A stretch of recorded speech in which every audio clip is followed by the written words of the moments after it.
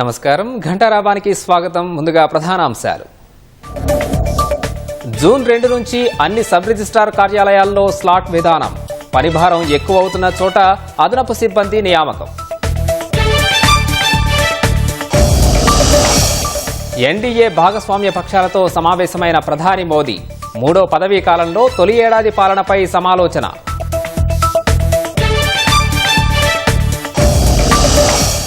రంగారెడ్డి జిల్లా శంషాబాద్ వద్ద ఘోర రోడ్డు ప్రమాదం. పెట్రోలింగ్ వాహనాన్ని ఢీకొన్న లారీ, హెడ్ కానిస్టేబుల్ మృతి.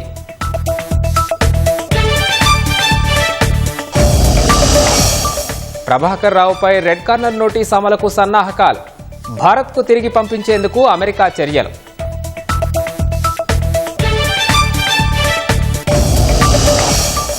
ముగింపు దశకు చేరుకున్న కాళేశ్వరం పుష్కరాలు. రేపటితో పరిసమాప్తం. భారీగా తరలి వస్తున్న భక్తులు.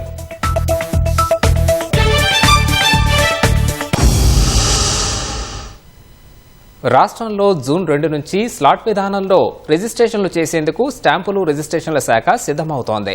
ఇప్పటికే 47 సబ్ రిజిస్ట్రార్ కార్యాలయాల్లో ప్రయోగాత్మకంగా స్లాట్ విధానంలో రిజిస్ట్రేషన్లు చేస్తున్న రిజిస్ట్రేషన్ల శాఖ మిగిలిన మరో 97 సబ్ రిజిస్ట్రార్ కార్యాలయాల్లో అమలు చేసేందుకు అవసరమైన ఏర్పాట్లు చేస్తోంది. మరోవైపు ప్రతి రెవెన్యూ గ్రామానికి ఓ రెవెన్యూ అధికారిని నియమించేందుకు రాష్ట్రంలోని 33 జిల్లాల్లో ఇవాళ నిర్వహించనున్న రాత పరీక్షకు దాదాపు 5,000 మంది హాజరు కానున్నారు. స్టాంపులు రిజిస్ట్రేషన్ శాఖను ప్రక్షాళన చేసి మరింత మెరుగైన రీతిలో సేవలందించేందుకు రాష్ట్ర ప్రభుత్వం చర్యలు చేపట్టింది.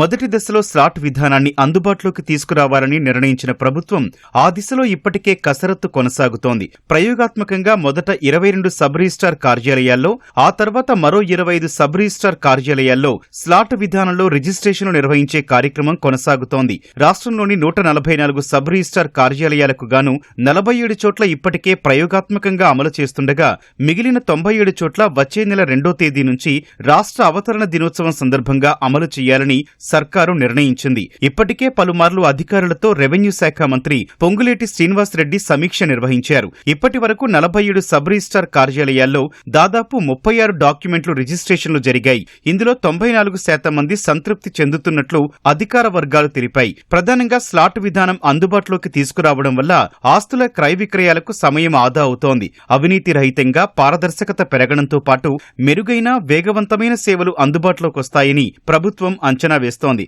ప్రయోగాత్మకంగా నిర్వహిస్తోన్న సబ్ రిజిస్ట్రార్ కార్యాలయాల్లో ఎదురైన ఇబ్బందులను అధిగమించేందుకు అధికారులు చర్యలు చేపట్టారు.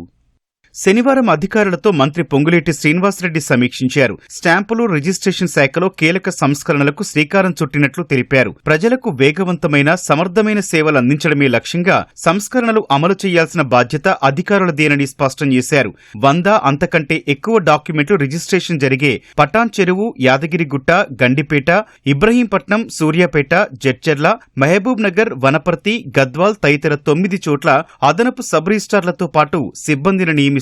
ఇక్కడ స్లాట్ విధానంతో పనిభారం పెరగకుండా రిజిస్ట్రేషన్లు కొనసాగేందుకు ఈ మేరకు అధికారులు చర్యలు తీసుకున్నారు. నిషేధిత జాబితాలోని ఆస్తులను ఎట్టి పరిస్థితుల్లో సబ్ రిజిస్ట్రార్ కార్యాలయాల్లో రిజిస్ట్రేషన్ జరగకుండా పగడ్బందీగా చర్యలు తీసుకుంటున్నారు. భూభారతి తరహాలో ప్రత్యేకంగా ఒక పోర్టల్ను ఏర్పాటు చేశారు. నిషేధిత ఆస్తుల వివరాలను అందులో పొందుపరిచినట్లు అధికారులు తెలిపారు. ఎక్కడైనా నిషేధిత జాబితాలోని భూమిని రిజిస్ట్రేషన్ చేస్తే క్షణాల్లో హైదరాబాద్లోని స్టాంప్స్ రిజిస్ట్రేషన్ ప్రధాన కార్యాలయంలో ఆన్లైన్లో తెలిసిపోయేలా వ్యవస్థను ఏర్పాటు చేశారు. ఎవరైనా అధికారులు నిషేధిత భూములను రిజిస్ట్రేషన్ చేసినట్లయితే కఠిన చర్యలు తీసుకుంటామని హెచ్చరిస్తున్నారు. ప్రతి రెవెన్యూ గ్రామానికి ఒక రెవెన్యూ అధికారిని నియమించేందుకు ఇవాళ రాష్ట్రంలోని 33 జిల్లా కేంద్రాల్లో జేఎన్టీయూ ఆధ్వర్యంలో రాత పరీక్ష జరగనుంది. ఈ పరీక్షకు దాదాపు 5,000 మందికి పైగా హాజరు కానుండటంతో ఎలాంటి ఇబ్బంది లేకుండా పగడ్బందీ ఏర్పాట్లు చేశారు. గత ప్రభుత్వం వీఆర్ఓ, వీఆర్ఏ వ్యవస్థను రద్దు చేయడంతో ఈ ప్రభుత్వం పునరుద్ధరణలో భాగంగా గ్రామ రెవెన్యూ అధికారుల నియామకానికి చర్యలు చేపట్టింది. కాళేశ్వరం కమిషన్ నోటీసులిస్తే బీఆర్ఎస్ నేతలు వణికిపోతున్నారని నీటిపారుదల శాఖ మంత్రి ఉత్తమ్ కుమార్ రెడ్డి ఆరోపించారు. ప్రాజెక్టు వివరాల కోసం విచారణ కమిషన్ నోటీసులు ఇస్తే న్యాయ వ్యవస్థను కించపరిచేలా బీఆర్ఎస్ నేతలు మాట్లాడుతున్నారని ఆగ్రహం వ్యక్తం చేశారు. కాళేశ్వరం ప్రాజెక్టు నిర్మాణంలో ఘోర తప్పిదాలు జరిగాయని రాజ్యాంగబద్ధంగా పనిచేసే అన్ని సంస్థలు చెబుతున్నాయన్నారు. ఉమ్మడి నల్గొండ జిల్లాలో నీటిపారుదల శాఖ మంత్రి ఉత్తమ్ కుమార్ రెడ్డి సుడిగాలి పర్యటన చేశారు. హుజూర్నగర్ నియోజకవర్గం మఠంపల్లిలో నూతనంగా నిర్మించిన శ్రీ కంఠ మహేశ్వరస్వామి దేవాలయ విగ్రహ ప్రతిష్ఠ మహోత్సవం కార్యక్రమంలో మంత్రి పాల్గొన్నారు. హుజూర్నగర్లో నిర్మిస్తోన్న డబుల్ బెడ్రూమ్ ఇళ్లను పరిశీలించారు.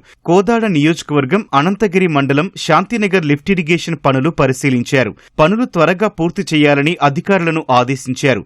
నల్గొండ జిల్లా నకరేకల్ నియోజకవర్గం ఐటిపాముల వద్ద 100 కోట్ల రూపాయల వ్యయంతో చేపట్టిన ఐటిపాముల లిఫ్ట్ ఇరిగేషన్ పనులను ఎమ్మెల్సీ శంకర్ నాయక్, ఎమ్మెల్యేలు వేముల వీరేశన్, బత్తుల లక్ష్మారెడ్డితో కలిసి పరిశీలించారు. పనుల పురోగతిపై అధికారులను అడిగి తెలుసుకున్నారు.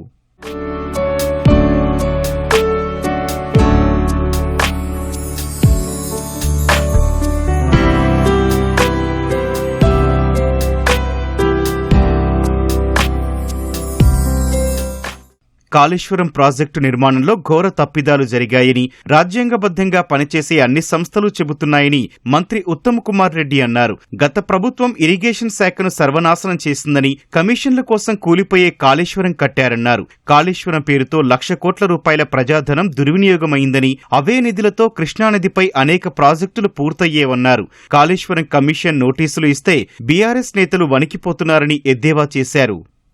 ఇప్పుడు వాళ్ళు ఏ పొరపాటు చేయకుంటే అసలు కమిషన్ పిలిస్తే పోయి మేమేం తప్పు చేయలేదు, ఒక అద్భుతమైన ప్రాజెక్ట్ కట్టాలని అనొచ్చు కదా.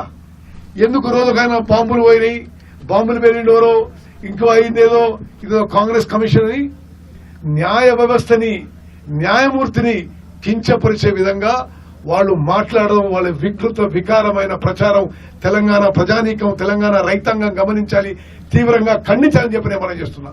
వాళ్ళకు అలవాటు అయిపోయింది అడగోలుగా మాట్లాడడం. అదేదో నిజమని అంటే అసలు వాళ్ళు పేర్లు మార్చుకొని జోసెఫ్ గోబెల్స్ రావు అని పెట్టుకుంటే బెటర్. ఎందుకంటే రోజు అబద్దాలు మాట్లాడతారు, ప్రతిరోజు అబద్దాలు మాట్లాడతారు. కృష్ణా జిల్లాలో తెలంగాణ వాటాను సాధించేందుకు కాంగ్రెస్ ప్రభుత్వం కట్టుబడి ఉందని మంత్రి ఉత్తమ్ కుమార్ రెడ్డి పునరుద్ఘాటించారు. తెలంగాణకు 70%, ఆంధ్రప్రదేశ్కు 30% నీటి కేటాయింపులు ఉండేలా కృష్ణా జల వివాదాల ట్రైబ్యునల్ ముందు వాదనలు వినిపిస్తున్నామన్నారు. ఆంధ్రాకి వాళ్ళు రాసిచ్చిండ్రు 512 మీరు వాడుకోండి, మాకు 299 సరిపోతాయని రాసిచ్చిండ్రు లిఖిత పూర్వకంగా. కృష్ణా నదీ జలాల విషయంలో టీఆర్ఎస్ పార్టీ, టీఆర్ఎస్ ప్రభుత్వం తెలంగాణ రాష్ట్రానికి ప్రత్యేకంగా ఉమ్మడి మహబూబ్ నగర్ కి, ఉమ్మడి నల్గొండకి, ఉమ్మడి ఖమ్మం జిల్లాకి మోసం చేసింది, ద్రోహం చేసింది చెప్పిన మనం చేస్తున్నాం.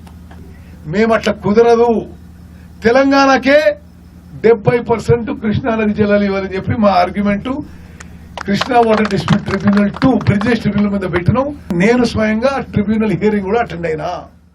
ఎస్ఎల్బీసీ పనులు పునఃప్రారంభించి పనులు పూర్తి చేయడంతో పాటు తమ హయాంలోనే నీళ్లిస్తామని మంత్రి ఉత్తమ్ కుమార్ రెడ్డి అన్నారు. ఐటిపాముల లిఫ్ట్ ఇరిగేషన్ను డిసెంబర్లోగా పూర్తి చేసి 8,000 ఎకరాలకు సాగునీరు అందిస్తామన్నారు.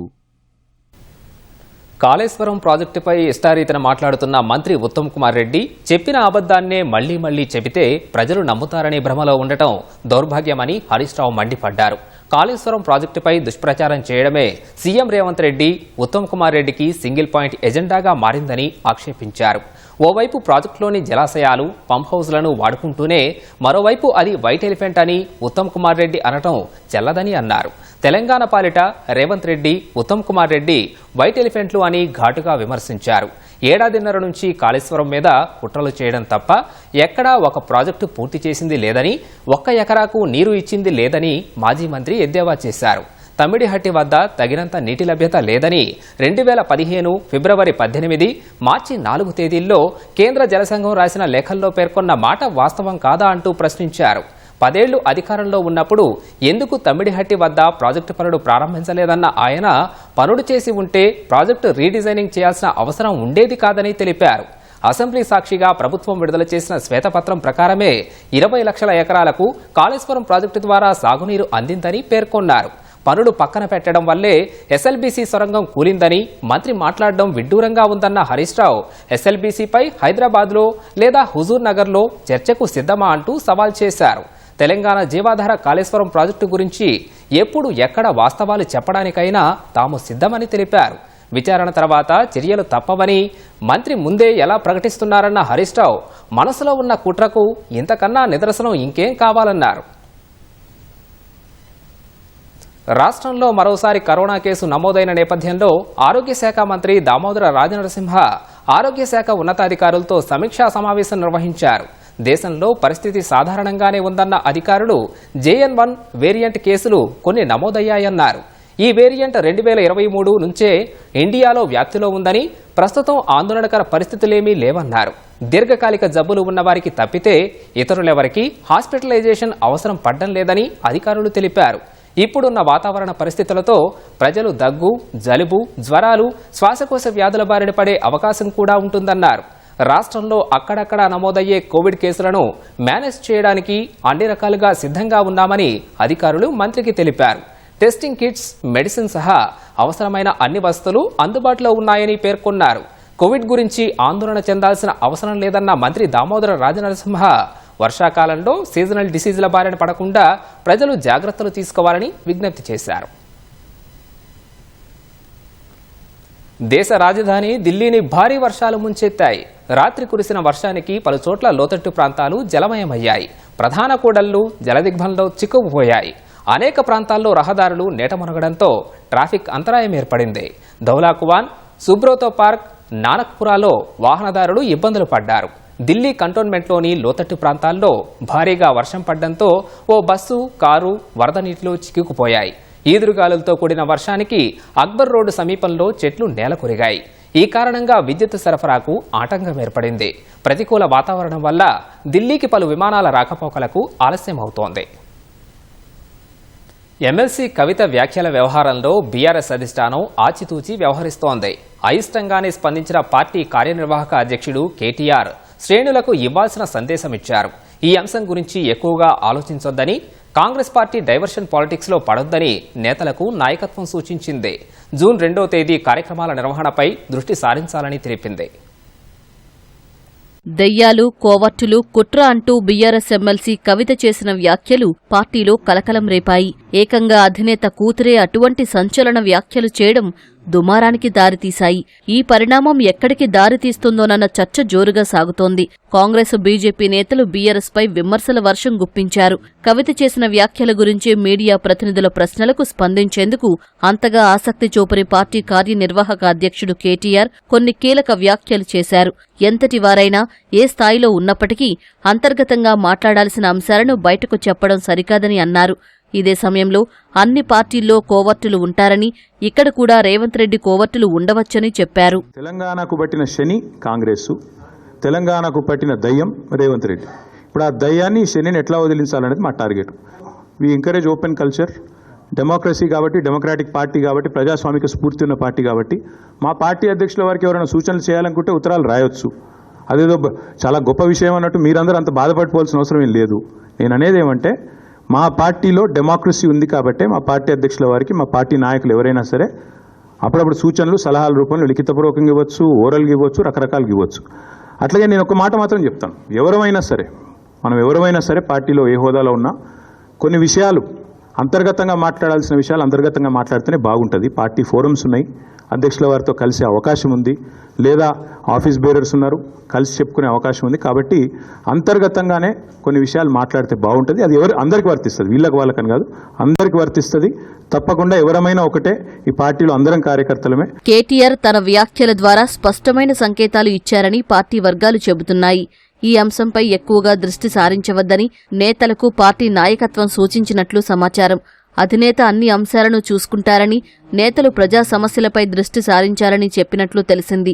ధాన్యం కొనుగోళ్లు జరగక రైతుల ఇబ్బందులు, నేషనల్ హెరాల్డ్ ఛార్జిషీట్లో సీఎం రేవంత్ రెడ్డి పేరు రావడం చాలా ముఖ్యమైనవని, వాటి ఆధారంగా ప్రజల్లో ఉండాలని నేతలకు సూచించినట్లు సమాచారం. రాష్ట్ర ఆవిర్భావ దినోత్సవమైన జూన్ 2వ తేదీన హైదరాబాద్ సహా అన్ని జిల్లాల్లో తగిన విధంగా కార్యక్రమాలు నిర్వహించాలని పార్టీ నేతలకు నాయకత్వం సూచించింది.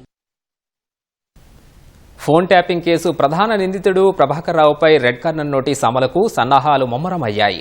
అమెరికా నుంచి భారత్కు తిరిగి పంపించేందుకు యుఎస్ హోంల్యాండ్ సెక్యూరిటీ ఏజెన్సీ చర్యలు ప్రారంభించింది. అమెరికా నుంచి భారత్ పంపకుండా ఉండేందుకు ప్రభాకర్ రావు తీవ్రంగా ప్రయత్నిస్తున్నప్పటికీ దర్యాప్తు సంస్థ వాటిని ఎప్పటికప్పుడు తిప్పికొడుతోంది.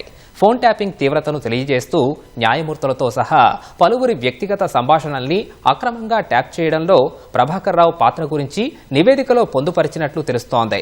రెడ్ కార్నర్ నోటీసులను అమలు చేసే క్రమంలో ప్రభాకర్ రావు రాజకీయ శరణార్థి అంశాన్ని తెరపైకి తెస్తారనే ఉద్దేశంతోనే దర్యాప్తు సంస్థ ఈ నివేదికను పంపినట్లు సమాచారం. ప్రభాకర్ రావు ఎదుట ఉన్న చివరి ప్రయత్నం ఇది కావడంతో దాన్ని ఎలాగైనా తిప్పికొట్టాలని సిట్ కసరత్తు చేస్తోంది. పెద్దపల్లి జిల్లాలో అధికారుల పర్యవేక్షణ లోపంతో సహజ వనరులు దోపిడీకి గురవుతున్నాయని స్థానికులు ఆరోపిస్తున్నారు. ఓదెల మండలం కొలనూరు చెరువులో మట్టి రవాణా యథేచ్ఛగా జరుగుతోందని స్థానికులు తెలిపారు. చెరువు పూడిక మట్టిని కమర్షియల్ పర్పస్లో ఇటుక బట్టీలకు విక్రయించేందుకు జిల్లా యంత్రాంగం నిర్ణయం తీసుకుంది. కానీ మట్టి విషయంలో నిబంధనలు విస్మరించి యథేచ్ఛగా మట్టి రవాణా చేస్తున్నారని గ్రామస్తులు వాపోతున్నారు. ఇదేంటని ప్రశ్నిస్తే పోలీసులు అక్రమ కేసులు మోపుతున్నారని ఆవేదన వ్యక్తం చేస్తున్నారు. మట్టిని ఇష్టానుసారంగా తోడేస్తున్నారని ప్రజలు ఆరోపిస్తున్నారు. ఇప్పటికైనా ప్రభుత్వం స్పందించి మట్టి తరలింపు విషయంలో సరైన నిర్ణయం తీసుకుని తమపై పెట్టిన అక్రమ కేసుల్ని ఎత్తివేయాలని ప్రజలు డిమాండ్ చేస్తున్నారు. వీళ్ళు కొల్లూరు చెల్లు నుంచి మట్టి తీసుకొని పెడపల్లి నుంచి తీసుకుపోతారు. హెవీ లోడ్ తీసుకుపోతారు. దానివల్ల డిష్ వైర్లు, సర్వీస్ వైర్లు, కరెంట్ వైర్లు అయిపోతాయి. వాళ్ళు చెప్పినా పట్టించుకుంటలేరు. ఎన్నిసార్లు చెప్పినా వాళ్ళు రెస్పాన్స్ అయితే లేదు. వరుసగా లారీలు పోతున్నాయి అంటే ఒకటేసారి ఒక 10-20 లారీలు వెళ్ళిపోతాయి. అధికంగా తీసుకుపోవడం దానివల్ల ప్రమాదాలు కూడా జరిగే అవకాశాలు ఉన్నాయి. మొత్తం రోడ్ సైడ్ లో లారీలు ఆగుతున్నాయి. వెహికల్ పోతా అంటే అడ్డం వస్తున్నాయి. అది ట్రాఫిక్ మొత్తం జామ్ అవుతుంది. పట్టించుకుంటే మట్టి గట్లు ఉంటుందా? బండి పోతా అంటే మొత్తం డస్ట్ మీకు వస్తుంది. సీరియల్ గా 1 by 1 వస్తున్నాయి. ఆపలేదు. గత వారం రోజులకు పైగా నుండి చెరువులో మట్టి తీయడం జరుగుతుంది. ఆ మట్టి తీస్తున్నటువంటి క్రమంలో మేము అక్కడ ఉన్న వాళ్ళు మేము అడిగిన దానికి వారికి సమాధానం చెప్పలేక అక్కడ ఉన్నటువంటి ఎంఆర్ఓ గారు, సిఐ గారు మేము చెప్పినటువంటి వాటికి సమాధానాలు చెప్పలేక మమ్మల్ని బలవంతంగా ఈడ్చుకొని మా పైన అక్రమ కేసులు బనాయించడం జరిగింది. మేము దీన్ని పూర్తిగా ఖండిస్తున్నాం. ఈ రోజు మేము ప్రశ్నించినటువంటి పాపానికి మా పైన అక్రమంగా కేసులు పెడతారు. మా ఊర్లో గత 10 రోజుల నుండి మట్టి మాఫియా జరుగుతుంది. ఎవరికి చెప్పిర్రు? గ్రామ సభలో పెట్టిరా, దీన్ని గ్రామస్తులకు ఇంటిమేషన్ ఇచ్చిరా అని అంటే ఎంఆర్ఓ గారు వాళ్ళ దగ్గర సమాధానం లేదు. అక్కడ ఉన్న సిఐ గారు నేరుగా ఎంఆర్ఓ గారి సమక్షంలో మరియు ఆర్ఐ గారిని పిలిపించి మా మీద అక్రమంగా సెక్షన్లు పెట్టి నాన్ బెయిలబుల్ కేసులు పెట్టడం జరిగింది. మా మీద పెట్టిన కేసులు వెంటనే బేషరతుగా దాన్ని విరమించుకోవాలి. మా ఊరికి జరిగే అక్రమాల గురించి అధికారులు దీనికి స్పందించాలి. దీని వెనుక బడా బాబుల హస్తం ఉన్నది కనుకనే ఇది బాగా ఓవర్లోడ్తో పోతుంది. దీని ద్వారా గ్రామంలో ఉన్నటువంటి చిన్న పిల్లలు, ప్రజలు చాలా ఇబ్బందులకు గురవుతున్నారు. ఎందుకంటే ఏదైనా జరగరాంది జరిగితే దానికి బాధ్యులు ఎవరు అని చెప్పి కూడా మనం ఆలోచన చేసేటువంటి పరిస్థితి ఇక్కడ నెలకొంటుంది. పొలాల్లో ఉన్నటువంటి పైప్ లైన్లు కూడా లీక్ అయ్యేటువంటి పరిస్థితి నెలకొంది కనుక వీటిపై తక్షణమే చర్య తీసుకోవాలని మేము ప్రభుత్వాలను, అక్కడ ఉన్నటువంటి మా గ్రామస్తులు మేము వాటిని వేడుకుంటున్నామని తెలియజేస్తున్నాం. హైదరాబాద్ శంషాబాద్ వద్ద బెంగళూరు జాతీయ రహదారిపై ఘోర రోడ్డు ప్రమాదం జరిగింది. వాహనాలను తనిఖీ చేస్తున్న పోలీసు పెట్రోలింగ్ వాహనాన్ని లారీ ఢీకొట్టింది. ప్రమాదంలో శంషాబాద్ ఠాణా హెడ్ కానిస్టేబుల్ విజయ్ కుమార్ అక్కడికక్కడే మృతి చెందగా మరో 3 కానిస్టేబుళ్లకు గాయాలయ్యాయి. అందులో ఒకరి పరిస్థితి విషమంగా ఉంది. క్షతగాత్రులను సమీపంలోని ఆసుపత్రికి తరలించారు. లారీ డ్రైవర్ మితిమీరిన వేగంతో రావడంతో అదుపు తప్పి ప్రమాదం జరిగినట్లు ప్రాథమికంగా తెలుస్తోంది. సంఘటనా స్థలానికి చేరుకున్న శంషాబాద్ పోలీసులు కేసు నమోదు చేసి దర్యాప్తు చేపట్టారు. హైదరాబాద్లో జరిగిన 2 వేర్వేరు రైలు ప్రమాదాల్లో 2 వ్యక్తులు చనిపోయారు. శేరిలింగపల్లి ప్రాంతానికి చెందిన ప్రదీప్ రైల్వేలో అవుట్సోర్సింగ్ విభాగంలో పనిచేస్తున్నాడు. రైలు పట్టాలకు గ్రీజ్ వేస్తుండగా అటుగా వస్తున్న రైలు ఢీకొట్టడంతో అక్కడికక్కడే మరణించాడు. సమాచారం అందుకున్న సికింద్రాబాద్ రైల్వే పోలీసులు మృతదేహాన్ని గాంధీ మార్చురీకి తరలించి పోస్టుమార్టం అనంతరం కుటుంబ సభ్యులకు అందజేశారు. మరో ఘటనలో బేగంపేట పాటిగడ్డ ప్రాంతానికి చెందిన సత్యేంద్ర సంజీవయ్య పార్క్ దగ్గర రైలు పట్టాలు దాటుతుండగా సికింద్రాబాద్ వైపు వెళ్తున్న ఎంఎంటీఎస్ రైలు ఢీకొని అక్కడికక్కడే మృతి చెందాడు. సమాచారం అందుకున్న రైల్వే పోలీసులు సంఘటనా స్థలానికి చేరుకుని మృతదేహాన్ని గాంధీ మార్చురీకి తరలించారు.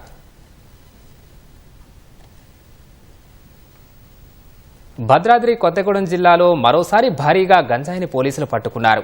వాహనాల తనిఖీల్లో 698 కిలోలు స్వాధీనం చేసుకున్నారు. ముత్యాలపాడు క్రాస్ రోడ్డు సమీపంలో ఎస్కార్ట్తో వస్తున్న ఐచర్ వ్యాన్ తనిఖీ చేయగా భారీగా సరుకు బయటపడింది. 2 వాహనాల్లోని 6గురిని అదుపులోకి తీసుకుని విచారణ చేస్తున్నట్లు పోలీసులు వెల్లడించారు. ఆంధ్రప్రదేశ్ సీలేరు అటవీ ప్రాంతం నుంచి హర్యానా కురుక్షేత్ర ప్రాంతానికి గంజాయి తరలిస్తున్నట్లు పోలీసులు గుర్తించారు. నిందితులందరూ హర్యానాకు చెందినవారని వెల్లడించారు.